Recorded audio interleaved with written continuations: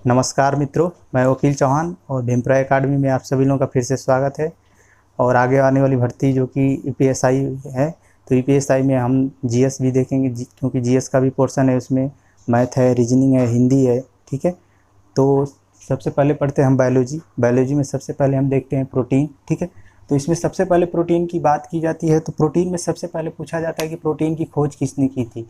तो प्रोटीन की खोज जे बर्ज़ेलियस ने किया था। ठीक है, अब प्रोटीन का निर्माण की अगर बात किया जाए, प्रोटीन किससे किसके मिलकर के सबसे अधिक कार्बन है, उसके बाद ऑक्सीजन है, उसके बाद हाइड्रोजन है, उसके बाद नाइट्रोजन है। इन सभी के यौगिक से मिलकर के क्या होता है, प्रोटीन का निर्माण होता है। ठीक है, लेकिन यदि प्रश्न में पूछता है कि प्रोटीन किससे मिलकर बना है, तो प्रोटीन अमीनो अम्ल से मिलकर बना होता है। बात समझ रहे हैं? अर्थात कहने का मतलब अमीनो अम्ल से पेप्टोन बनेगा, पेप्टोन से पेप्टाइड बनेगा, पेप्टाइड से मिलकर के क्या बनेगी, प्रोटीन का निर्माण होगा। ये प्रोसेस होता है प्रोटीन। 20 अमीनो अम्ल के अणु से 20 अमीनो अम्ल जब मिलेंगे तो एक प्रोटीन का निर्माण होता है। बहुत ही महत्वपूर्ण प्रश्न है कि पूछा जाता है कि एक प्रोटीन का निर्माण कितने अमीनो अम्ल से मिलकर होता है। तो 20 अमीनो अम्ल के जब अणु मिलेंगे तब जाकर के एक प्रोटीन का निर्माण होगा। ठीक है, लेकिन प्रकृति में चूंकि 20 प्रकार के अमीनो अम्ल पाए जाते हैं, ठीक है, हमारे शरीर में जो कि 20 अमीनो अम्ल की हमारे शरीर मानव शरीर में चूंकि 10 प्रकार के अमीनो अम्ल की आवश्यकता होती है। बात समझ रहे हैं? लेकिन अब ये समझिए कि हमें प्रोटीन खाने की आवश्यकता क्यों पड़ती है भाई, आखिर हम प्रोटीन खाते क्यों हैं।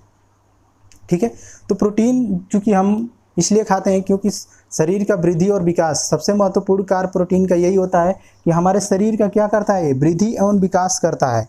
मानव शरीर में जो अब हम प्रोटीन खाते हैं तो इसका सबसे महत्वपूर्ण कार्य यही होता है कि शरीर के वृद्धि और विकास के लिए। बात समझ रहे हैं? लेकिन आखिर हम वो प्रोटीन लाएंगे कहाँ से, उसके कुछ सोर्स होने चाहिए। आखिर भाई प्रोटीन हम लाएंगे कहाँ से, तो उसके लिए देखिए प्रोटीन के स्रोत की अगर बात करते हैं तो इसमें है सोयाबीन, जो कि सबसे अधिक प्रोटीन की बात की जाती है। सबसे अधिक प्रोटीन, सर्वाधिक प्रोटीन किसमें मिलता है, तो सोयाबीन में मिलता है। अंडा है, मछली है, दाल है, सेव, दूध, फल आदि चीज़ें हैं। लेकिन सबसे महत्वपूर्ण प्रश्न ये पूछा जाता है कि सर्वाधिक प्रोटीन किसमें मिलता है, तो किसमें मिलेगा, हमारा सोयाबीन में। जैसे देखे होंगे जो गरीब घर के लोग होते हैं या गाँव के जितने भी लोग हैं, मैक्सिमम लोग वो दाल खाकर ही अपने इस प्रोटीन का क्या करते हैं, पूर्ति करते हैं। बात समझ रहे हैं? दाल सोयाबीन वगैरह खा करके ही अपनी क्या करते हैं, प्रोटीन की पूर्ति कर लेते हैं। ठीक है, लेकिन ये बात है कि भाई हम प्रोटीन अगर खाते हैं तो उसका पाचन भी होना चाहिए। ऐसा तो है नहीं कि हम कोई चीज़ खाएं और उसका पाचन ना हो। तो हम प्रोटीन खाते हैं तो उसका पाचन होना चाहिए। ठीक है, तो जब प्रोटीन हम खा लेते हैं तो प्रोटीन फिर वो टूटता है ऐसे, प्रोटीन फिर टूटेगा पेप्टाइड में, पेप्टाइड फिर पेप्टोन में टूटेगा, पेप्टोन से फिर किस में टूटेगा, अमीनो अम्ल में। बात समझ रहे हैं? तो देखिए प्रोटीन को पेप्टाइड में कौन तोड़ता है भाई, तो पेप्सिन तथा रेनिन एंजाइम। बहुत ही महत्वपूर्ण प्रश्न है, ध्यान में रखिएगा कि प्रोटीन को पेप्टाइड में कौन तोड़ता है, तो पेप्सिन तथा रेनिन एंजाइम। लेकिन पेप्सिन, अब ये प्रश्न बनता है कि पेप्सिन तथा रेनिन एंजाइम कहाँ मिलते हैं, ये कहाँ से स्रावित होता है, तो पेप्सिन तथा रेनिन एंजाइम आमाशय से स्रावित होता है। बात समझ रहे हैं? अर्थात कहने का मतलब कि प्रोटीन का पेप्टाइड में टूटना कहाँ होता है, आमाशय में होता है। ठीक है, जैसे ही पेप्टाइड में टूटा तो फिर पेप्टाइड किस में टूटता है, पेप्टोन में। तो पेप्टाइड को पेप्टोन में कौन तोड़ता है भाई, तो ट्रिप्सिन एंजाइम तोड़ता है।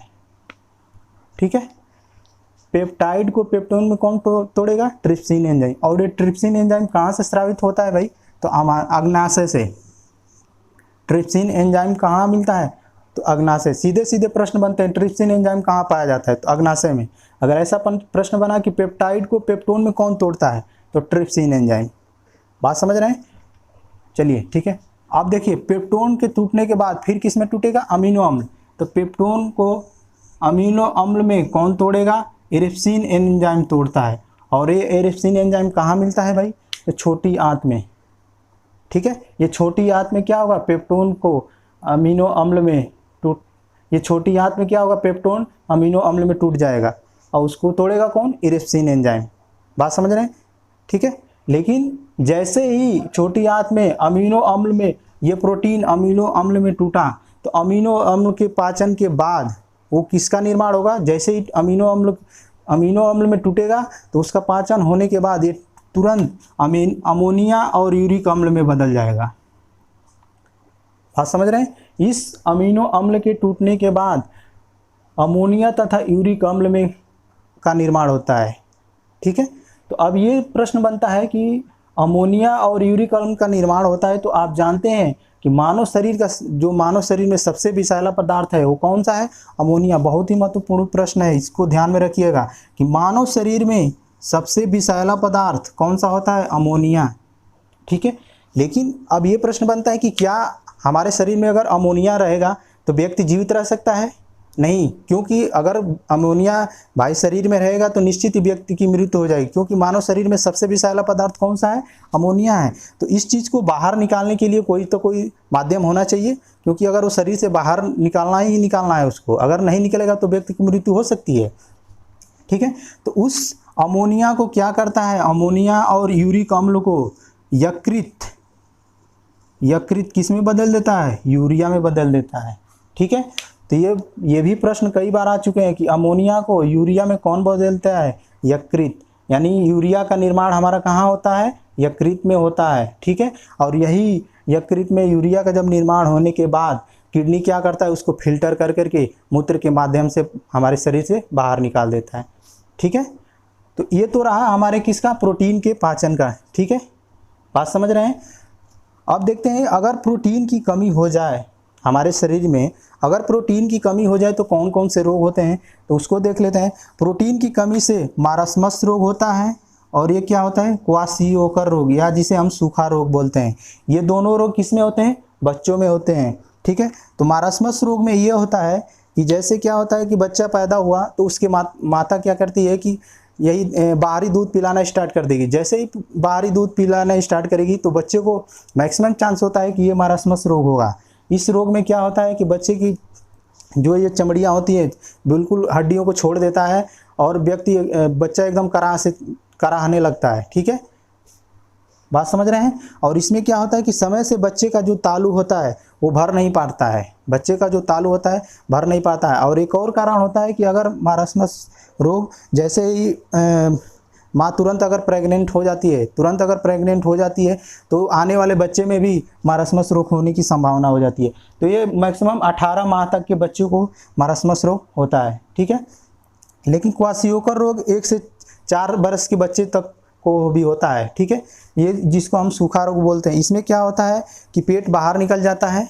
ठीक है, और ये बिल्कुल हड्डियाँ पतली सी हो जाती है, बिल्कुल लकवा जैसे हो जाता है उसको। ठीक है, तो उसी को हम क्या बोलते हैं? क्वाशियोकर रोग बोलते हैं, सूखा रोग। ठीक है, अब देखते हैं कि ये जो कई प्रोटीन है वो कहाँ कहाँ पाए जाते हैं, किस में पाए जाते हैं, तो देख लेते हैं। दूध में जो हमारा प्रोटीन होता है, दूध में कौन सा प्रोटीन पाया जाता है भाई? तो कौन सा प्रोटीन पाया जाता है? केसीन नामक प्रोटीन। बहुत ही महत्वपूर्ण प्रश्न है, इसको ध्यान में रखिएगा।